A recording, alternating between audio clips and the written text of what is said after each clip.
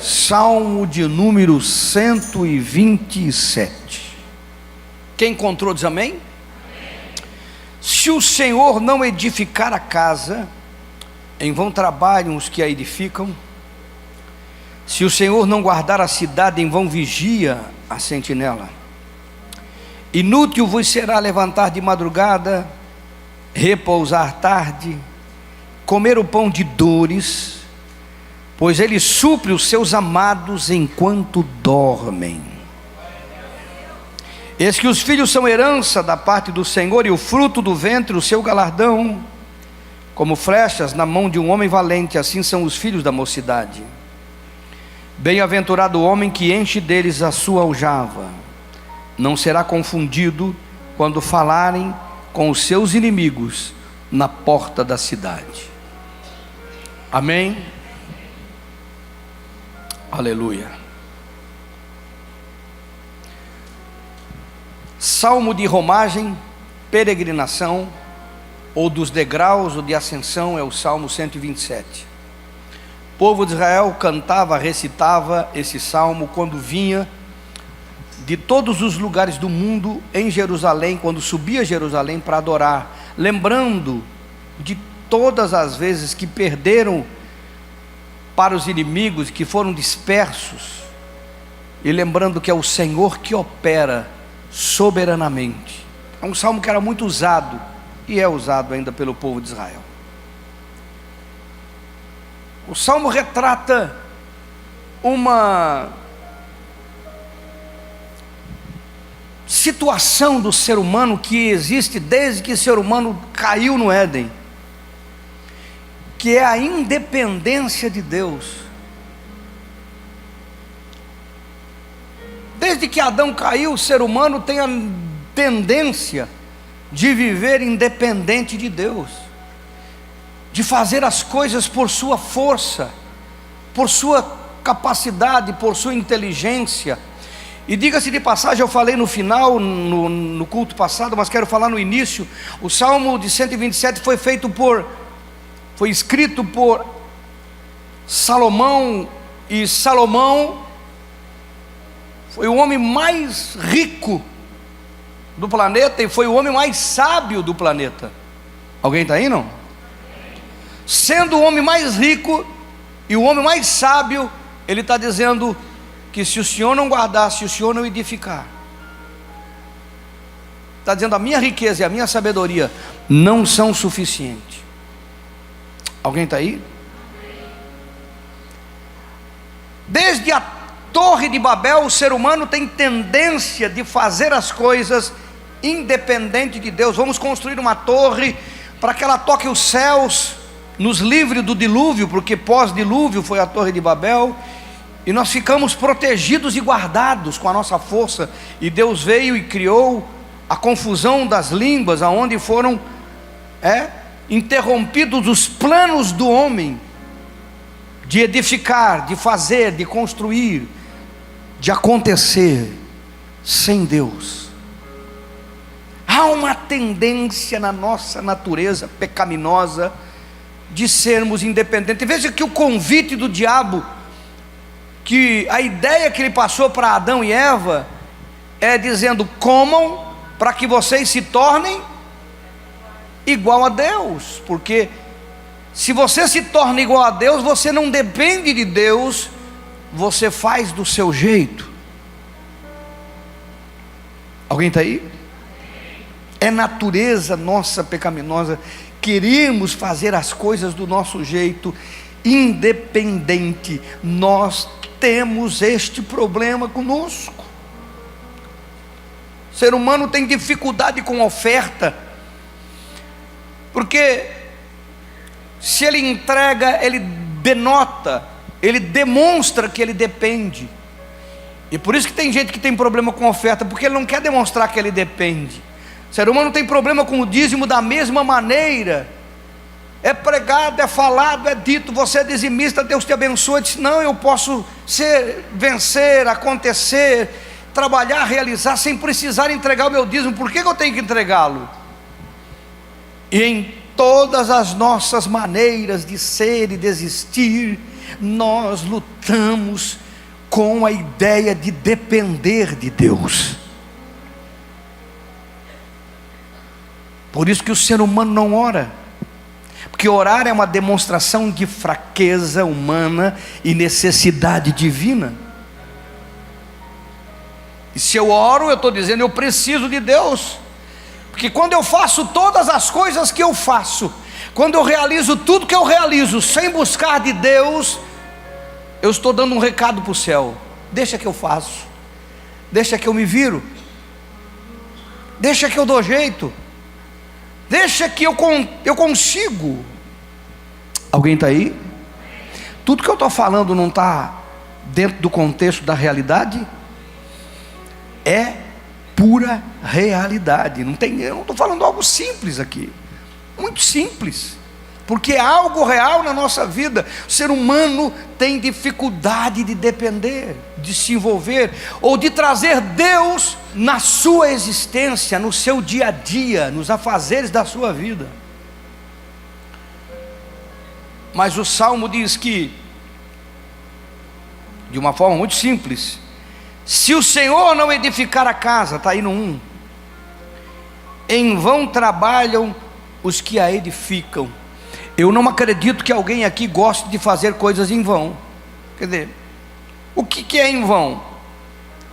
Vamos começar, mas não vamos terminar, ou vou terminar, mas não vou usufruir. E quando o Salmo está falando de casa, ele não está falando de construção, de prédio, que eu não estou trazendo Deus da esfera de construção. Deus não é engenheiro, pedreiro, construtor. O Jackson, que deu a palavra sobre a oferta aqui, ele é construtor. Mas eu não estou trazendo Deus na esfera da construção, se vai ter 2 quartos, 3 quartos, 5 quartos, se vai ser um sobrado. Não. Se o Senhor não edificar a casa, está falando da casa, família, da casa espiritual. E vamos pegar por parte, vamos pegar a família. Está falando de casamento, ele está falando de filhos, ele está falando de edificar. Então, quando eu tento resolver os meus problemas de casamento, e quando eu tento resolver os meus problemas familiares, os meus problemas de família, de filhos, de educação, de norte, de destino profético, quando eu tento fazer essas coisas, quando eu faço unicamente pela minha inteligência, pela minha capacidade, ou pela capacidade humana, seja ela psicológica, psicossomática, seja ela pela a técnica que for, quando eu tento edificar o meu lar, a minha casa, a minha família, o meu lar, e eu faço isso humanamente falando, com a minha inteligência, com a inteligência humana apenas, mesmo que a melhor das intenções seja o que eu esteja fazendo, a Bíblia está dizendo que o meu trabalho é em vão. Se o Senhor não edificar, a primeira situação é edificar, se o Senhor não guardar, a segunda é guardar. Eu tenho que trazer os princípios de Deus para dentro do meu casamento. Existe papel do homem, que muitos homens não cumprem. O homem da casa fala muito sobre isso. Existe papéis, existe o papel da mulher, que muitas vezes ela se omite, ou muitas vezes ela ultrapassa. O papel do homem às vezes se omite, às vezes ultrapassa também. Existem princípios que estão na palavra. Vou citar um que é muito citado em casamento: marido, amai as vossas esposas, como Cristo amou a igreja, se entregou por ela, assim o marido deve amar a sua esposa. Quem ama a sua carne, cuida da sua casa e alimenta a sua carne. Paulo estava dando um dos muitos princípios que tem na Bíblia sobre o casamento, e que as pessoas não se atêm. Ele diz para a mulher: mulher, respeite o marido. E respeito aqui não é questão de medo, é questão de posição e de função. E as pessoas estão edificando o casamento e não com os princípios que o Senhor estabeleceu. Usam muita metodologia. Alguns não estão nem edificando, estão vivendo, estão apenas tocando a vida. E o casamento vai chegar um momento que vai romper, vai afundar. Alguém está aí, não? Primeiro o Salmo nos manda edificar. Depois ele diz: em vão vigia a sentinela, se o Senhor não guardar a cidade. Porque primeiro nós construímos algo, mas o inimigo pode querer destruir o que construímos. E se nós construímos sem Deus, a probabilidade de cair é muito grande. Mas se construímos na base da palavra, no fundamento, na rocha, como diz a própria palavra do Senhor Jesus, não edifica a tua casa na areia, mas edifica a tua casa sobre a rocha, que é a palavra, que é os fundamentos da palavra para o casamento, para a educação de filhos. Porque existe fundamento para a educação de filhos na palavra, mas as pessoas preferem ouvir a Xuxa. As pessoas preferem ouvir este vento do inferno que tem soprado sobre a nossa nação para a destruição da família, para desestruturar os filhos, para tirar os pais da responsabilidade, do dever e da importância da educação sobre os seus filhos. Em vão trabalhos que edificam a casa, os filhos, o casamento, se não trouxer os princípios do Senhor para dentro deles. E disse: em vão vigia a sentinela. O povo morava em aldeias cercadas, porque vivia-se em guerra, era uma cidade saqueando a outra. Então tinha um sentinela que guardava e protegia, porque todos viviam em comum. E o fato de guardar aqui também está falando da sua vida, da sua casa, da sua família. Ele disse: em vão vigia a sentinela, se o Senhor não guardar, ele está vigiando em vão.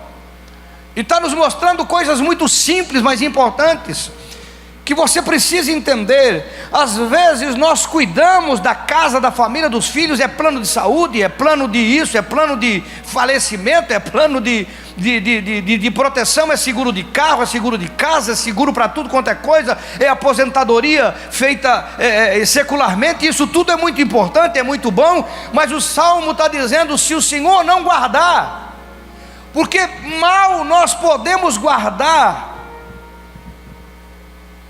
do visível, mal nós podemos guardar do que se vê, do que se enxerga, do que se tem notícia, do que é possível aos olhos humanos fazer. Mal podemos, porque muitas vezes o indivíduo tem seguro de carro, mas o seguro cria uma situação para não pagar o carro. Muitas vezes tem seguro de vida, cria uma situação para não pagar o seguro de vida. Todos vocês sabem que isso acontece. Tem seguro de saúde, tem que estar o governo mudando lei, porque cria situação para determinada coisa, quando precisa de verdade não tem. Se paga às vezes a vida inteira plano de saúde para não ter quando precisa, porque o plano não cobre isso, não cobre aquilo. Então mal se consegue guardar o que é visível. Mas quando o Salmo diz aqui: em vão vigia a sentinela, porque a sentinela podia guardar do que é visível, mas só Deus pode guardar do que é invisível. Nós não vemos, só Deus pode nos proteger do que é invisível. Entenda isso. Você não vê o mundo espiritual, você não vê os demônios agindo em ruas, em casas, em bairros, em cidades, demônios que causam todo tipo de situação. Você não vê. Você não consegue guardar o seu filho no colégio, na faculdade, no trabalho, onde ele esteja. Você não consegue guardar o seu cônjuge, aonde ele esteja. Você não consegue guardar as pessoas. Você não pode estar lá o tempo todo, 24 horas. E são coisas que acontecem no contexto do invisível. São demônios. Sem contar o invisível da enfermidade, como diz o Salmo, da pestilência, da mortandade que assola o meio-dia. Você não consegue guardar dos vírus, micróbios, bacilos que acontecem. Você não consegue guardar, você não consegue livrar. Mas nós achamos que conseguimos, e fazemos plano disso, plano daquilo, seguro disso, seguro daquilo, e cobrimos, e colocamos, e criamos. Pode ser feito, não tem nada de errado, eu tenho. Mas a minha segurança, a sua segurança, a nossa segurança, se não vier do Senhor, em vão vigia a sentinela, se o Senhor não guardar. a cidade. Por que em vão? Porque você pode estar fazendo um monte de planos e eles não funcionarem na sua vida. Como o ser humano tem problema de trazer Deus para a sua vida. Como o ser humano tem dificuldade de reconhecer a dependência, a necessidade. A nossa vida é como uma casca de ovo, irmãos. A nossa existência, ela é pequena, é finita. O nosso físico é frágil. Só quem já envelheceu para falar sobre isso. E mesmo que não pareça, eu tenho 54, tenho um corpinho de 53, mas já é 54. E tudo que o médico falava para mim quando eu tinha 45, eu achava que ele estava brincando, rindo. O infeliz estava profetizando e está acontecendo. A fragilidade do ser humano, e eu fico olhando para frente, como é que é 60, como é que é 70, como será 80, quem já tem sabe como é que é, porque o que tem 30 pensa que vai ser sempre assim, e é fragilidade do ser humano, se o Senhor não guardar, se o Senhor não edificar, como nós temos dificuldade de trazer Deus para dentro da nossa existência, porque nós não oramos, nós não o trazemos para dentro da nossa existência, nós não nos dobramos, nós não nos humilhamos. Muitos de nós, a maioria de nós levanta, sai, anda e vai, compra e negocia, e não para um tempo de adoração, não para um tempo de oração, não para um tempo para ouvir a voz do Espírito, não para um tempo para conversar com Deus, para pedir sua opinião, porque já foi dito aqui que não é porque a porta se abre que eu tenho que entrar, não é porque o negócio é bom que eu tenho que fazer, não é porque as coisas estão dando certo que eu tenho que aceitar do jeito que é, mas eu faço porque eu acho que sou capaz, que eu consigo, e que tudo vai dar certo, que eu estou no controle, e não trazemos Deus para a nossa existência. Se o Senhor não edificar, se o Senhor não guardar, em vão trabalham e em vão guardam. E como tem crente sofrendo por causa da autossuficiência. Ele acrescenta aqui no versículo 2: inútil vos será levantar de madrugada e repousar tarde e comer o pão com sofrimento, pois Ele supre os seus amados enquanto dormem. Mas o homem prefere levantar de madrugada, levantar cedo, deitar tarde, trabalhar. Eu vejo o crente dizendo: eu não tenho tempo para orar por causa do trabalho, eu não tenho tempo para orar por causa do curso, eu não tenho tempo para Deus por causa da faculdade, eu não tenho tempo. Ele não tem tempo para Deus porque ele tem isso, tem aquilo outro, e tem agenda, e tem trabalho, e tem isso, e parece até alguma coisa justificável, parece até que é bonito, parece até que é louvável, e não é, meu irmão, é ruim, é péssimo, é negativo, porque é o que a Bíblia está dizendo para nós. Levantar cedo, deitar tarde, comer o pão de dores, é o sofrimento, porque nós não cremos na provisão, nós não cremos que Ele pode suprir, que Ele pode fazer. Eu não estou aqui apregoando, viu, preguiçoso? Não, porque alguém pode interpretar: está vendo, o pastor pregou, Deus dá enquanto eu durmo. Não, tem uns caras que não é exegese, é exegegue. A interpretação dele é exegegue. Aí vai dizer: o pastor pregou, enquanto eu durmo Deus me dá. Não estou pregando isso.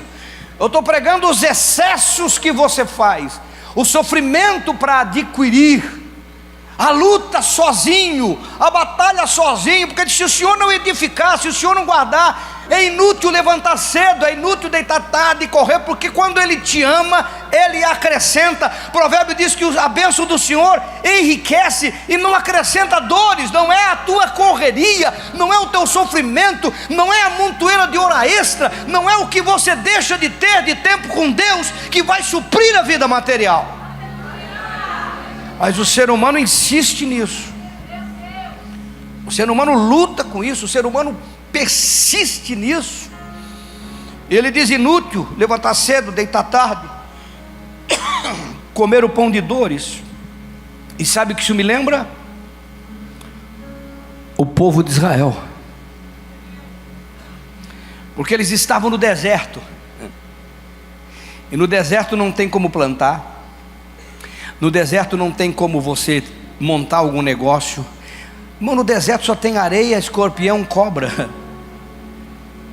No deserto não tem nada. O povo estava no deserto.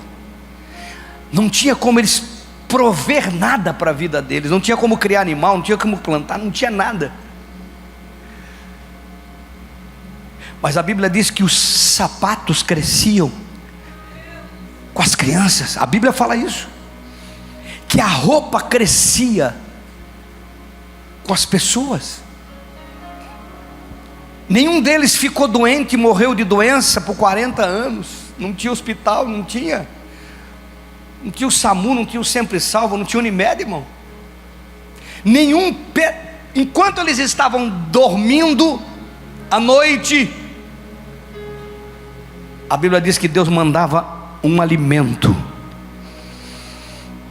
que enchia o deserto em volta do arraial de Israel, em volta do acampamento.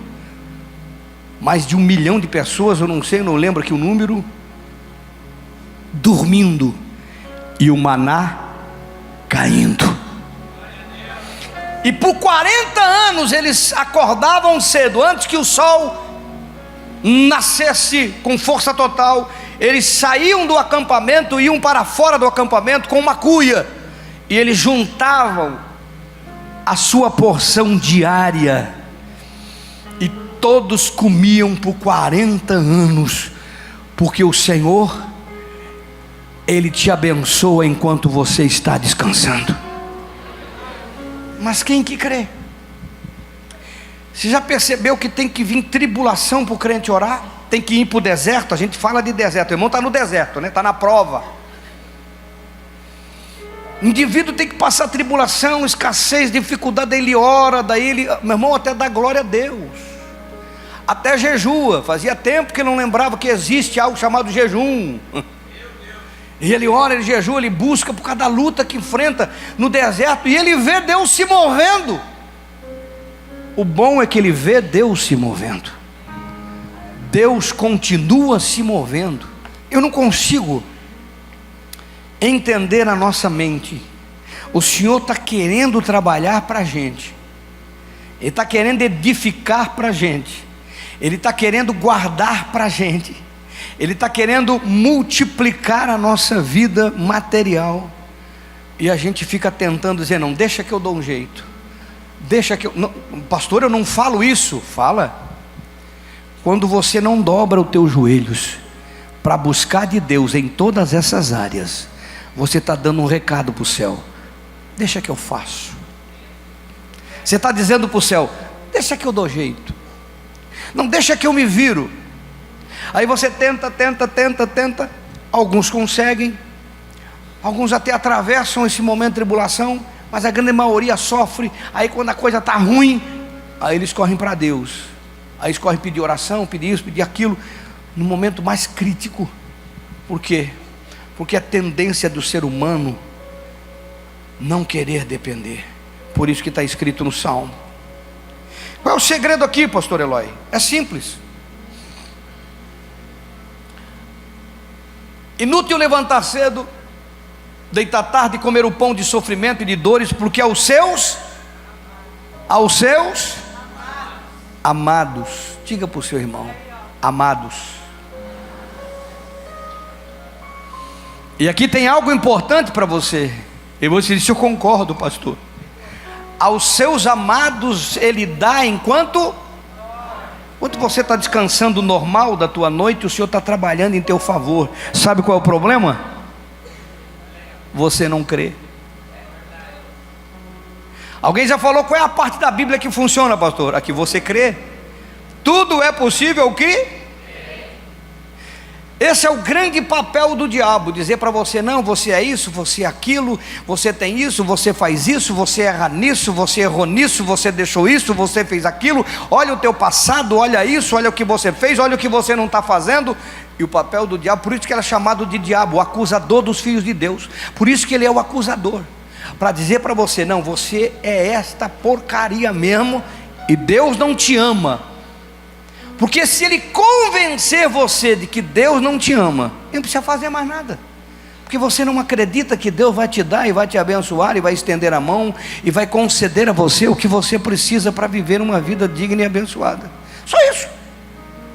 Agora, a partir do momento que você acredita que Ele é Pai, e como diz o apóstolo Paulo, aquele que não poupou o próprio Filho, antes o entregou na cruz, não vos dará também com Ele todas as coisas? O problema aqui é se eu creio ou se eu não creio. Ele disse aos seus amados. Eu quero dizer para você: o povo de Israel que estava no deserto não era gente perfeita. Houve motim, houve complô, houve situação de idolatria, situação de rebeldia, situação de levante, houve tantas coisas que nós sabemos aqui. Paulo fala, a Bíblia fala, o próprio texto fala. Pessoas obstinadas, teimosas, tão ruim, que Deus falou para Moisés: leva o teu povo que eu não vou contigo, vai o meu anjo. E Moisés, como um grande líder, disse: se o Senhor não for, nós não saímos daqui. Foi o Senhor que me mandou tirar o povo do Egito, agora tem que ir conosco. E Deus então entendeu Moisés e foi com ele. Deus tinha desistido do povo. Moisés disse: não, Senhor, o Senhor tirou, agora o Senhor cuida.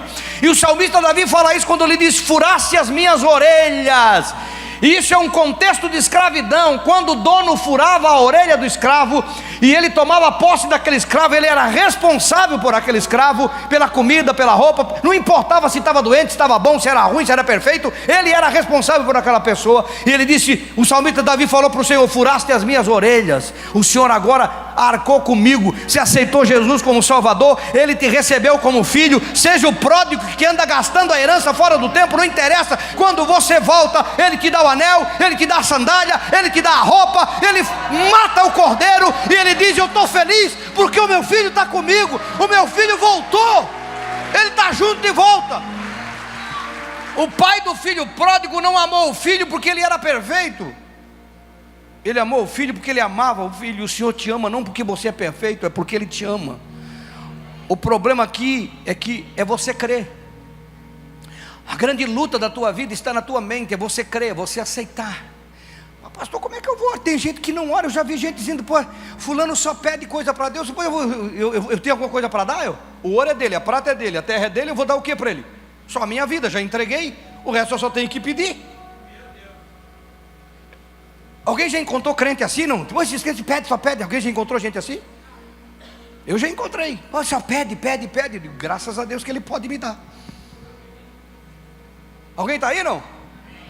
Mas sabe por que nós não pedimos? Porque nós não cremos que Ele nos ama.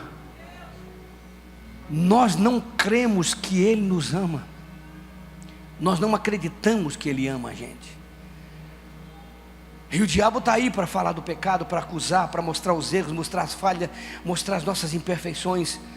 Mas eu quero dizer para você nesta noite: você é amado do Senhor. Ele te ama. Ah, pastor, como é que o senhor pode afirmar isso? De uma forma muito simples: você está aqui, filho. Você tem lutado e deixado a velha vida, você está aqui. Você continua aqui, vai ou não vai, levanta e cai, mas você permanece porque Ele cuida, Ele busca, Ele quer. E Ele te ama. Aos seus amados Ele dá. Eu vou usar uma analogia simples. O povo de Israel dormia para acordar com fome e com necessidade. O maná não caía na tenda, não caía no arraial, caía lá fora, longe. Eles tinham que andar longe para pegar o maná, para suprir a necessidade do dia. Eu pergunto para vocês: se eles não acreditassem que tinha maná, eles sairiam? Não, vou perguntar de novo: se eles não acreditassem que tinha maná, eles sairiam? Não. Alguém ia levantar antes do sol nascer, pegar uma cuia, pegar uma bacia, ia para longe do acampamento, na escuridão ainda às vezes, se ele não acreditasse que o maná tinha caído, alguém iria não? É isso que os filhos de Deus fazem hoje. Eles não creem. Eles não acreditam, irmão. Eles não acreditam que Deus vai abençoá-los, apesar das suas limitações, apesar das suas falhas, apesar dos seus pecados. Eles não acreditam no pai do filho pródigo, que o filho disse: eu vou falar, meu pai, pequei contra ti, pequei contra o céu, pequei isso, pequei aquilo. E quando o pai viu, correu e o abraçou. Ele não teve nem chance de abrir a boca para pedir perdão, porque o pai te ama. Não, você não entendeu, senão você dava um glória a Deus, irmão. O pai te ama. Aos seus amados ele dá, enquanto estão dormindo, descansando. Toda manhã tem uma bênção para a sua vida. Se você for sábio, se você crê na palavra, você não vai fazer nada antes de, quando acordar, ter um tempo com Deus, de Senhor, obrigado pela bênção desse dia. Obrigado pela provisão, obrigado pelo sustento, obrigado pelo cliente. Você que tem o seu negócio, obrigado pelo cliente. Obrigado, Senhor, pelo dia abençoado. Obrigado porque Tu está guardando, o Senhor está edificando, o Senhor está guardando e o Senhor está me dando, porque o Senhor me ama. Eu não sei, eu não vi, mas eu creio. Fica de pé no seu lugar, fica de pé.